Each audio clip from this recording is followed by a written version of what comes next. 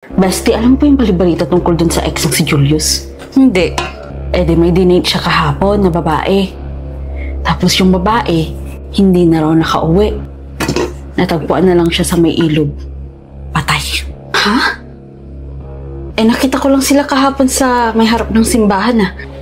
Nakulong ba si Julius? Walang patunay na siya ang gumawa. Kaya hindi siya makukulong. Pabili ng lugaw. Another victim na naman ata to. Tingnan mo bukas makalawang papabalita na wawala na naman yung babae na yan. Mga tao kasi ngayon walang kadala-dala. Alam naman na nila yung chismis eh. Halos lahat pala ng babaeng diniti niya nawawala. Diba? Kahit nahinala. Gwen, ito na nga ba yung sinasabi ko eh. Yung babaeng kasama ni Julius kahapon, nawawala. Eh, paano yun? Nakulong na si Julius? Gwen, paano makukulong? Wala ni kahit ultimong pruweba na siya ang may gawa. Magaling na killer yung ex mo, Gwen. Ang linis niyang gumawa. Napatay lang naman daw talaga niya. Once na nireject siya. Buti na lang talaga kamo at nakaligtas ka na doon. Nang buhay. O, di ba? O Rebecca, saan ka pupunta? Kinasabwat ako ng mga pulisya. Pakikipag-date ako kay Julius tapos i-re-recheck ko siya. Tingnan natin kung anong gagawin niya sa akin. Pero huwag kang mag-alala. Protektado naman ako. Tsaka nakamasid ang mga pulisya. Then, meron silang kinabit na hidden camera.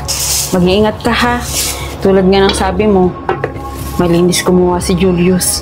Sige, alis na ako.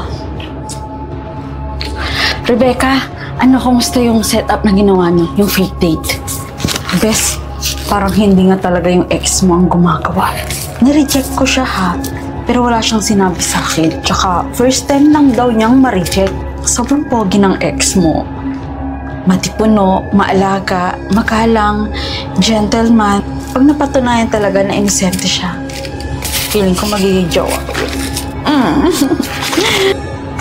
Yes po? Nabalitaan niyo na po ba yung nangyari? Ano pong balita? Natagpuan na lang po namin yung best friend niyo na si Rebecca sa kanyang banyo na nakalabas ang kanyang bituka.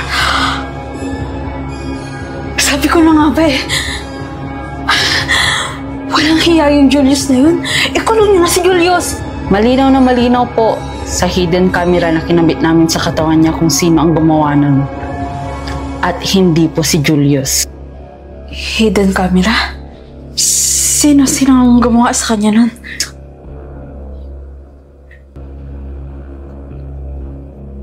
Sino? Kasama po namin si Julius para makausap po kayo. Gwen, tumigil ka na sa ginagawa mo. Ang dami nang naaapektuhan. Julius, ginagawa ko lang naman lahat ng yun dahil mahal na mahal kita. Please, balikan mo na ako, Julius. Hindi ko kayang may ibang babaeng nakapaligid sa'yo, Julius. Ako lang dapat. Kaya lahat sila kaya kong patayin para tayo ang magkatuluyan. Gwen, nung una pinagtakpan kita pero hindi na ngayon. Lalo't may pruweba na ikaw ang gumagawa. Julius, tumakas na tayo, Julius. Tayong dalawang para sa isa't isa. Walang ibang pwedeng magmahal sa'yo. Ako lang. Julius, halika na. Tumakas na tayo. Mulat sa punong nalaman ko na ganyan ka,